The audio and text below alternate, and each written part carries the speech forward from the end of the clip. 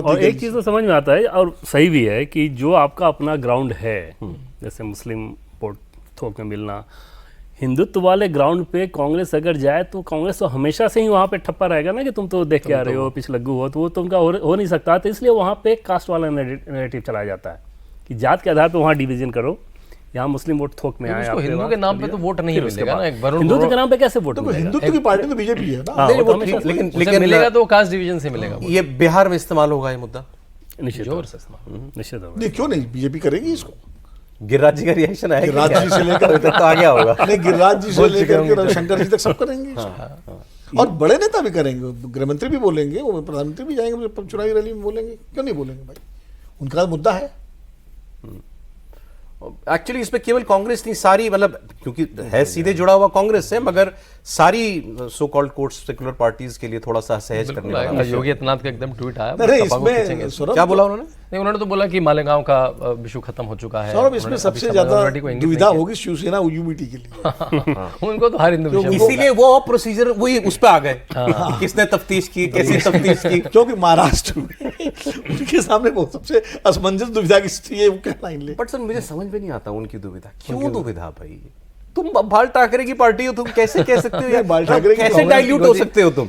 अभी मैं आपके अपने इंडिया टीवी पे आपने देख रहा था, वो कोई यूपीटी के ही स्पोक्स पर्सन थे, कोई मुस्लिम ही थे सज्जन, जो अभी इसके पहले जो कार्यक्रम में यूबीटी के, हाँ शिवसेना यूबीटी के थे, तो वो यही प्रोसीजर की बात कर रहे थे और इसकी बात कर रहे थे कि वो मतलब तो सौरभ तब आता है जब आप मुंबई में उतरो और उर्दू में यूबीटी के पोस्टर होते हैं, मतलब अगर बाला साहब ठाकरे का फोटो लगा होता है उसमें और उर्दू में पोस्टर होते हैं, आप देख के ना हिल जाते हो। हरे कलर का पोस्टर होता है, उसमें बाला साहब ठाकरे की फोटो होती है और कुछ लिखा होता है, पढ़ने में समझ में नहीं आता, लेकिन वो मतलब कल्चरल शिफ्ट इतना खतरनाक है कि आपको समझ मतलब मैच ही नहीं होता कहीं से ना। यूबीटी की पार्टी, बाला साहब ठाकरे की छवि और उसके ऊपर से उर्दू में लिखा हुआ हरा पोस्टर। आज कह दें उद्धव ठाकरे हाँ हिंदू कभी आतंकवादी नहीं हो सकता, यही लाइन एक बोल दें, कौन नाराज हो जाएगा उनसे? नहीं, ये तो बोल लेंगे, ये तो बोल सकते हैं, बोलना चाहिए उनको। उनके तो पहले तो यही बोलते रहे थे, बीजेपी के साथ तो बोलते ही थे,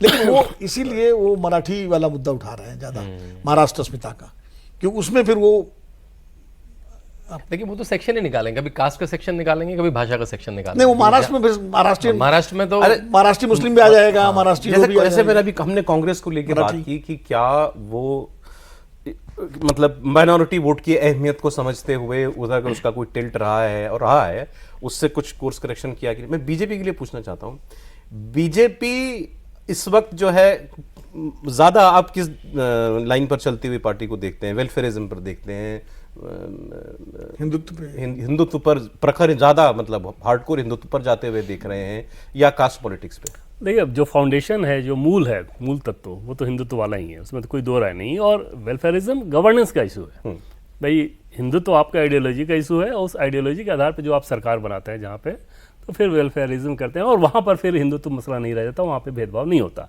जैसे ये बीजेपी के टॉप लेवल पे हमेशा से ही एक कंसर्न रहता है, कई सारे बयान जैसे आ जाते हैं ना, बहुत भड़काऊ बयान, उटपटांग बयान, तो हमेशा से ही टॉप लेवल पे उस सारी चीज़ों को लेकर एक असहजता रहती है, ये कैसे दे दिया गया, इस तरह बोलने की जरूरत नहीं थी, इसका कोई मतलब नहीं था। क्योंकि जब आप गवर्नेंस देखते हैं तो आपको इसका ध्यान रखना होता है। लेकिन जैसे ही कोई इशूज़ की बात होगी, जैसा कि पहले मैंने आपको बताया कि अगर राज्यसभा में गृहमंत्री अमित शाह को बोलना था तो गर्व से उन्होंने कहा कि हिंदू आतंकवादी हो ही नहीं सकता, वहां पर कोई कंफ्यूजन कभी नहीं रहा, वो एकदम सटीक। जैसे अभी वो